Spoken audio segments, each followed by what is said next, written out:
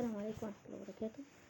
النهاردة هنعرف ازاي نوفر النت، وفي نفس الوقت مثلا لو انا عندي درس معين او شغل معين على الهاتف، ومش عايزة ازعاج من كتر الرسائل، وخاصة اذا كنت كمان شغالة من الباقة وليس نت ارضي واي فاي. هنعمل ايه؟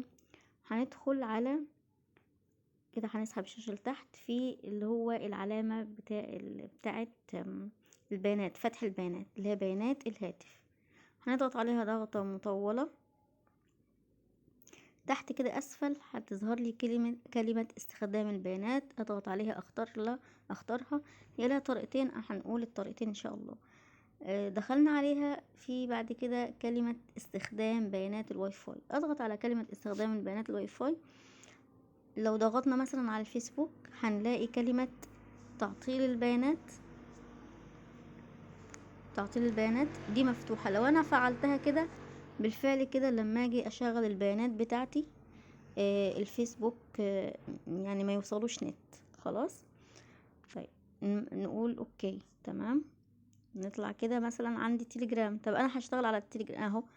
انا عملت تعطيل البيانات من البيانات الخلوية للتليجرام علشان اقدر اشتغل برضو من غير ما يسحب مني من الباقة، عشان نوفر الباقة بتاعتنا. طيب انا مثلا عايزة اشتغل دلوقتي بالواي فاي ومش عايزة ازعاج رسائل على الواتساب.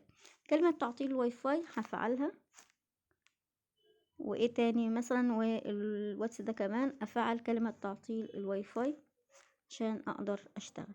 اي برنامج عايزين بنعطله، تعطيل البيانات الخلوية انا بالفعل معطلاه اهو، وكمان معطلاه من الواي فاي مثلا كده.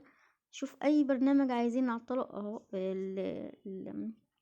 اليوتيوب معطلاه بالفعل من البيانات الخلوية اللي هي الباقة. لو انا عايزه افتحه بفتحه، عايزه اسيبه معطل ماشي. عايزه اشتغل واوفر نت علشان اشتغل بالواي فاي، عايزه اعطلها بعطلها، عايزه بسيبها مفتوحه مفيش مشكله. دي طريقه. الطريقه التانية للطريقه التانية بنيجي هنا عند كلمه اذونات الشبكه. بدخل على اذونات الشبكه وبتعرض لي كده كل التطبيقات اللي عندي. مثلا هنلاحظ هنا التطبيق مكتوب عليه واي فاي واي فاي واي فاي. طب انا عايزه هنا مختار شبكة الواي فاي. هنا بيعطينا خيارين، بيانات الجوال ولا تعطيل الشبكة. وهنا مديك خيارين برضو مع بعض، بيانات الجوال والواي فاي. لو انا عايزة اشغله بالاتنين كده هيظهر لي ايه عند كلمة صور البيانات الخلوية والواي فاي. لا انا عايزة اعطله تماما، بضغط على كلمة تعطيل الشبكة. اي تطبيق عايزة اعطله بضغط على كلمة تعطيل الشبكة. هنا بقدر اشتغل على مثلا مساحة الالعاب دي، عايزة اعطلها مفيش مشكلة.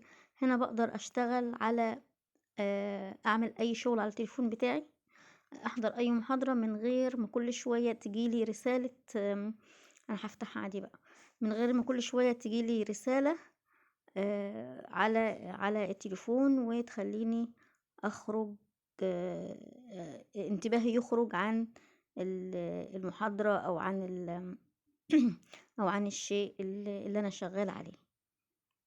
ان شاء الله هنشوف برنامج تاني، او ان شاء الله الفيديو الجديد هيكون في حاجة جديدة خاصة بالهاتف. السلام عليكم ورحمة الله وبركاته.